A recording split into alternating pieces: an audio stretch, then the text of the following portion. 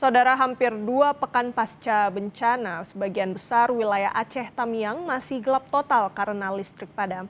Upaya perbaikan masih dilakukan. Inilah suasana di Kota Kuala Simpang, Kabupaten Aceh Tamiang pada Minggu malam. Belum adanya pasokan listrik membuat Kuala Simpang gelap gulita, bak kota mati. Satu-satunya penerangan hanya berasal dari lampu kendaraan yang melintas. Warga terpaksa menggunakan api unggun untuk penerangan sementara.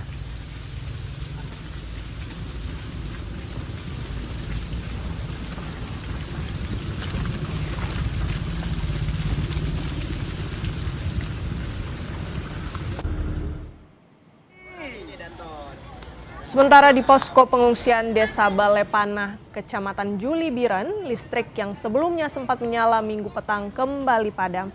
TNI maupun warga yang menyiapkan makanan di dapur umum terpaksa mengandalkan lilin dan lampu minyak untuk penerangan sementara.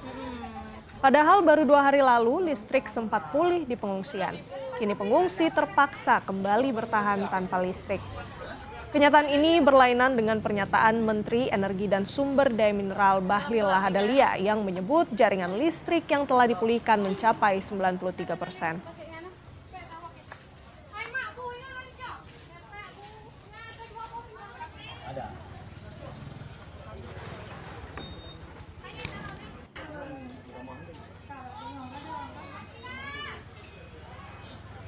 Ini 93% dari total elektrifikasi di Aceh udah bisa berjalan, tapi ini harus dilakukan secara bertahap. Jadi normalnya itu nanti 24 jam. Karena ini adalah bagian peralihan daripada genset ke gardu induk yang tinggi. Jadi butuh sinkronisasi, jadi tidak langsung naik sekaligus gitu. Tapi dia berlahan. Jadi insya Allah besok malam semuanya udah stabil, sudah seperti biasa. Pemakanan bergilir udah hilang.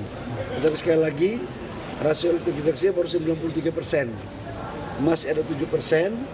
7% ini di pusat-pusat mungkin di kecamatan yang desa-desa yang aksesnya sama sekali belum bisa kita masuk. Tapi secara umum, secara global untuk Aceh 93% udah bisa masuk. Dan untuk mengetahui